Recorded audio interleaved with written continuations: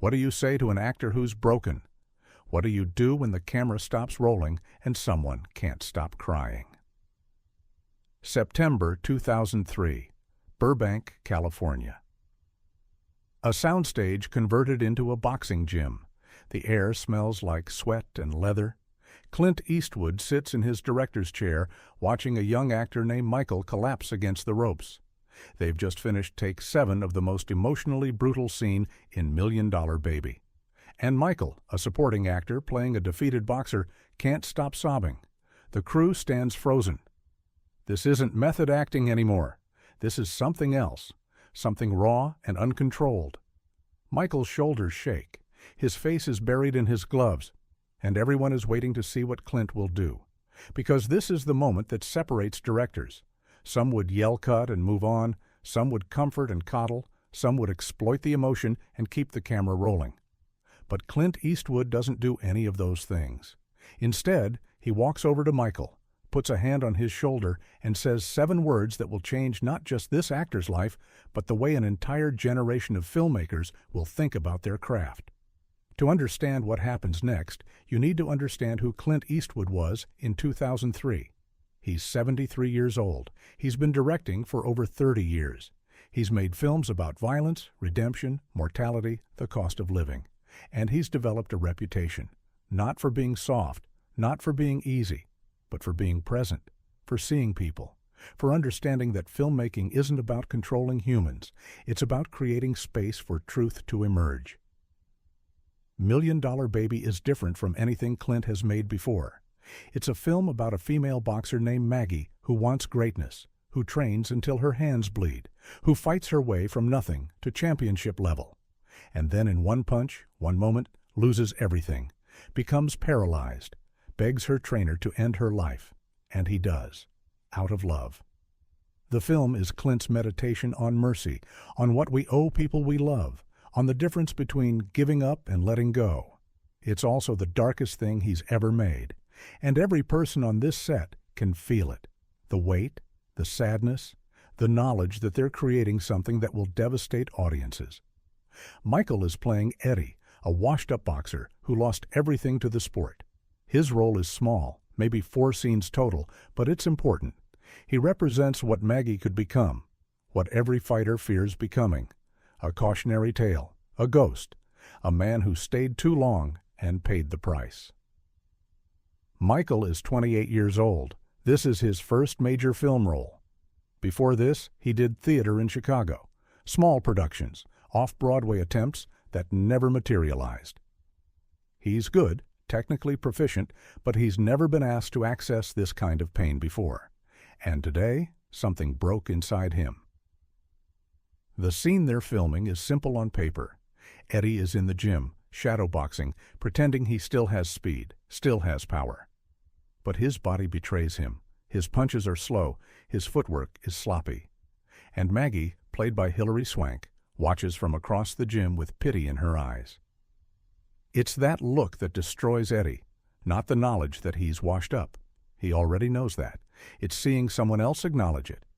It's the pity. Clint called action 6 times. 6 times Michael delivered the scene. He shadowboxed. He stumbled. He caught Maggie's look and his face crumbled slightly. It was good work, professional. But it wasn't true.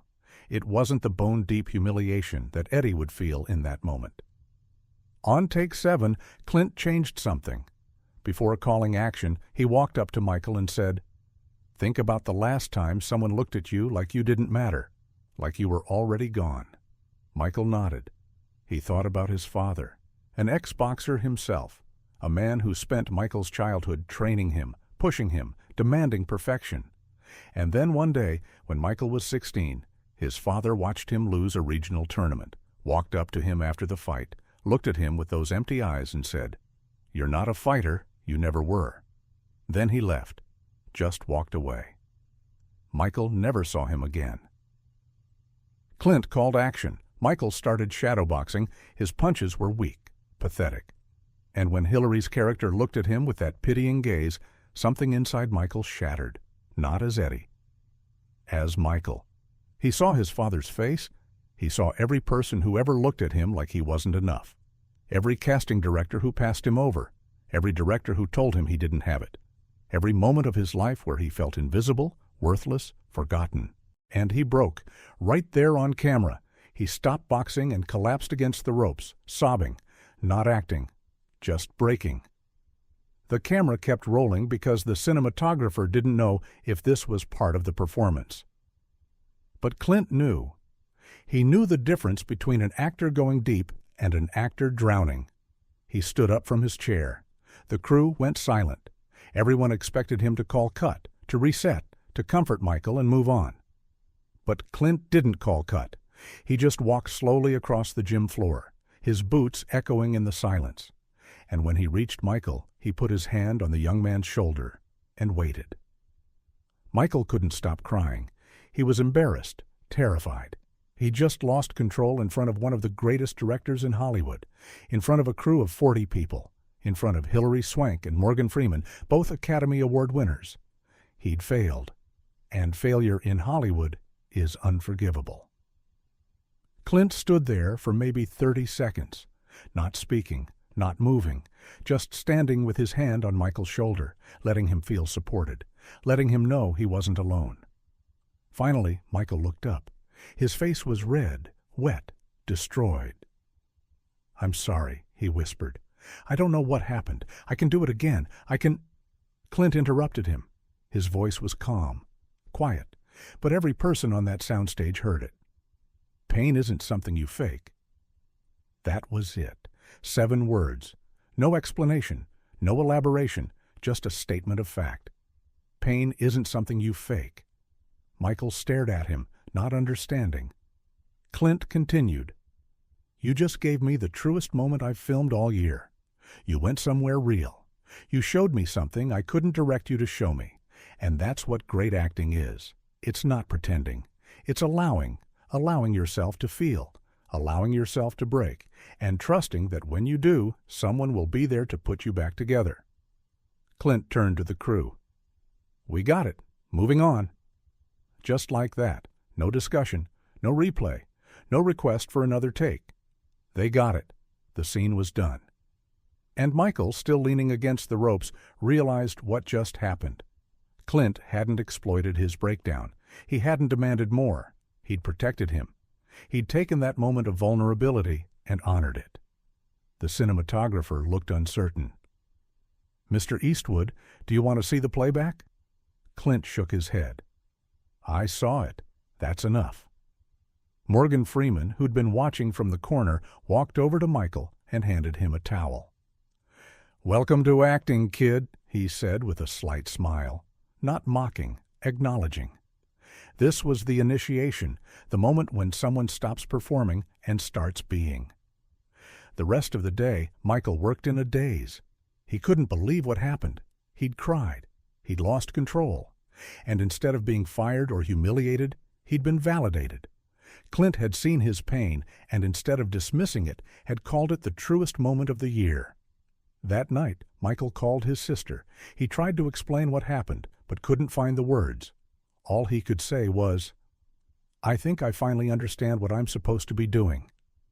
The scene made it into the film, exactly as Michael broke down. No music, no manipulation, just a man collapsing under the weight of his own failure while someone watches with pity. It lasts maybe 15 seconds on screen. Most audiences don't even remember it consciously. But they feel it. They feel the authenticity, the real grief. When $1 Million Baby premiered in December 2004, critics called it Clint's masterpiece. It earned over $216 million at the box office. In February 2005, it won 4 Academy Awards: Best Picture, Best Director, Best Actress for Hilary Swank, and Best Supporting Actor for Morgan Freeman. At the ceremony, Clint gave his usual brief acceptance speech. He thanked the cast and crew and walked off stage. No theatrics, no grand statements, just gratitude. But backstage, he found Michael. The young actor had been invited to the ceremony as part of the film's team. He was standing in the corner, watching the celebration, feeling like an outsider. Clint walked up to him. You still acting? Michael nodded. Got a small part in a TV show. Nothing major. Clint looked at him for a moment. Keep going. What you did in that gym, that vulnerability, that's rare. Most actors spend their whole careers trying to find what you found in one take. Don't lose it. Michael wanted to say something meaningful, something profound, but all he could manage was, "Thank you for not cutting." Clint smiled slightly.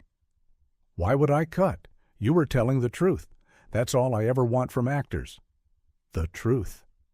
Then he walked away. That was the entire conversation, but for Michael, it was everything. Years passed. Michael continued acting. He never became a star, never won awards or headlines. But he worked steadily. Small roles in good films, supporting parts in prestige TV. And every single time he stepped in front of a camera, he remembered that moment in the gym. He remembered Clint's hand on his shoulder. He remembered those 7 words. Pain isn't something you fake, and he carried that into every performance. He stopped trying to act emotions and started allowing them. He stopped pretending and started being. And directors noticed. They started calling him for roles that required authenticity, vulnerability, truth, roles that demanded an actor willing to break. In 2015, Michael was cast in a small independent film about a father dealing with his son's addiction. The role required him to access deep grief, rage, helplessness. On the 3rd day of shooting, the director pulled him aside. "I don't know what you're doing, but it's magic. You're not acting. You're just there, present, real. Where did you learn that?" Michael thought for a moment. "Clint Eastwood taught me that pain isn't something you fake." The director nodded slowly. "That's the best acting advice I've ever heard." Michael smiled. "It's not acting advice, it's life advice." The story spread, not publicly, not in headlines, but quietly, through the Hollywood community. Actors and directors started repeating it. Pain isn't something you fake. It became a reminder, a philosophy, a way of approaching work. Don't perform emotion. Allow it. Don't indicate feeling. Access it. Don't pretend to be vulnerable. Be vulnerable. Young actors at acting schools started hearing versions of the story. A student would ask their teacher, "How do I cry on camera?" And the teacher would say, "You don't." You create the conditions where crying might happen naturally. Then you allow it. Where did that come from? Clint Eastwood. Always Clint Eastwood. In 2019, a film student interviewed Michael for a podcast about acting technique. She asked him about that scene in $1 Million Baby, about the moment he broke down. Michael had never spoken about it publicly, but something about the student's sincerity made him want to share it. "I was terrified," he admitted. "I thought I'd destroyed my career. I thought Clint would think I was unprofessional, weak, not cut out for this. But instead, he taught me the most important lesson I've ever learned." The student leaned forward. "What did he teach you?" Michael's voice was quiet. "That there's no separation between the person and the performer. That great acting isn't about technique or method or tricks. It's about being human, fully, messily, painfully human, and trusting that your humanity is enough, that your truth is enough, that you don't need to fake anything because what you actually feel is more powerful than anything you could pretend to feel." The podcast episode got downloaded 50,000 times. Comments flooded in from actors who'd had similar experiences, who'd broken down on set and been shamed for it, or who'd held back their emotions because they were afraid of judgment. Michael's story gave them permission to be real, permission to break, permission to trust that their vulnerability was valuable, not weakness. A young actress in New York heard the podcast. She was preparing for a role that terrified her, a woman dealing with loss, grief, trauma. And she'd been trying to manufacture the emotions, trying to squeeze out tears, trying to perform sadness, but it felt fake, hollow. Then she heard Michael's story. Pain isn't something you fake. She went into her audition and stopped trying. She just thought about her own losses, her own grief, And she allowed herself to feel it. She got the role. When the director told her she was cast, he said, "Whatever you did in that audition, do that every day. It was the most honest thing I've seen in months." This is how change happens in Hollywood. Not through manifestos or movements, but through moments. Through one director telling one actor one thing, through that actor carrying it forward, through other artists hearing about it and applying it to their own work, through a philosophy spreading quietly, organically, until it becomes part of the culture. Clint Eastwood didn't set out to change Hollywood when he walked across that gym floor in 2003. He was just responding to a human being in pain, responding with presence, with respect, with the understanding that vulnerability is sacred, that when someone breaks in front of you, your job isn't to judge or exploit or dismiss. Your job is to witness, to honor, to protect.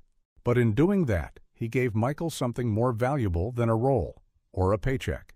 He gave him permission to be human, permission to feel, permission to trust that his emotions, his pain, his truth were enough. And Michael carried that permission into every role, every performance, every moment in front of a camera. And other actors saw it, and they wanted it too. They wanted that authenticity, that freedom, that courage to break. In 2018, a documentary filmmaker asked Clint about his directing philosophy. What made him different from other directors? How did he get such honest performances from actors? Clint thought for a moment. Then he said, "I don't direct actors. I create space for them to be truthful. I don't tell them what to feel. I give them permission to feel whatever they actually feel. And I protect that space. I make sure they know it's safe to break, safe to fail, safe to be messy and human and real." The interviewer asked if there was a specific moment that crystallized that philosophy for him. Clint shook his head. "It's not one moment. It's every moment. Every time an actor trusts me enough to be vulnerable, I have a responsibility to honor that trust, not to exploit it, not to manipulate it, but to capture it truthfully and protect the person who gave it to me." That's the legacy, not the awards or the box office numbers, not the iconic characters or the memorable scenes. The legacy is the philosophy, the approach, the understanding that great art comes from truth, and truth requires vulnerability, and vulnerability requires safety. That when you ask someone to break for your camera, you owe them protection, you owe them respect, you owe them the assurance that their pain will be honored, not exploited. Michael is 49 years old now. He's still acting, still working steadily, still accessing that place of truth that Clint helped him find. And occasionally, young actors approach him at festivals or workshops. They've heard the story. They want to know if it's true, if Clint really said that, if it really changed things. Michael always nods. It's true, every word. And then he tells them what Clint told him. Pain isn't something you fake, and he watches their faces change, watches them realize that they've been trying too hard, that they've been performing when they should have been feeling, that their job isn't to pretend, but to allow. And in that moment, he sees what Clint saw in him all those years ago. The possibility, the potential, the courage to be human. On a soundstage in Burbank in 2003, Clint Eastwood could have called cut, could have told a crying actor to pull himself together, could have demanded another take, a more controlled performance, something cleaner and more professional. But he didn't. Because Clint understood something that many directors never learn, that the best moments are the ones you can't plan, the ones where someone stops acting and starts being, where the mask drops and the human emerges.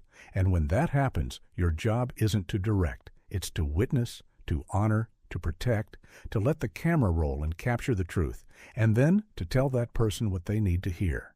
Not that they failed, not that they lost control, but that they did something rare, something valuable, something real. Pain isn't something you fake. 7 words, simple, obvious, but revolutionary. Because in an industry built on illusion, on pretending, on manufacturing emotion, those 7 words are a reminder that the most powerful thing you can do is stop pretending, stop manufacturing, stop faking, and just allow yourself to feel, That's what Clint Eastwood taught Michael, and what Michael taught countless other actors, and what those actors will teach the next generation. Not a technique, not a method, but a permission. Permission to be human, permission to break, permission to trust that your truth is enough. And in a Hollywood that often values polish over authenticity, that prioritizes control over vulnerability, that rewards performance over presence, that permission is revolutionary. It's a quiet revolution, not announced with speeches or manifestos, but passed from person to person, moment to moment, director to actor, actor to actor, truth to truth. That's who Clint Eastwood is, not the gunslinger or the legend, the man who understands that great art requires great trust, that when someone gives you their vulnerability, you have a sacred responsibility. That pain isn't something you fake. It's something you honor, something you protect, something you capture truthfully, and then make sure the person who gave it to you knows they're safe. On that day in 2003, Michael thought he'd ruined everything, thought he'd exposed himself as weak, unprofessional, not good enough for this world. But Clint showed him something different, showed him that his breaking wasn't a failure. It was a gift, a moment of truth in an industry that often settles for lies. And in receiving that gift with respect, with honor, with protection, Clint changed not just one actor's life, but the way an entire generation would think about vulnerability, authenticity, and what it really means to be honest in front of a camera. That's the legacy, not the films, the philosophy, the permission, the 7 words that changed everything. Pain isn't something you fake. It's something you feel. It's something you honor. It's something you protect. And when you do that, when you create space for people to be human, to be messy, to be real, you get something you can't manufacture. You get truth. Complicated, painful, beautiful truth. And that truth is what great art is made of.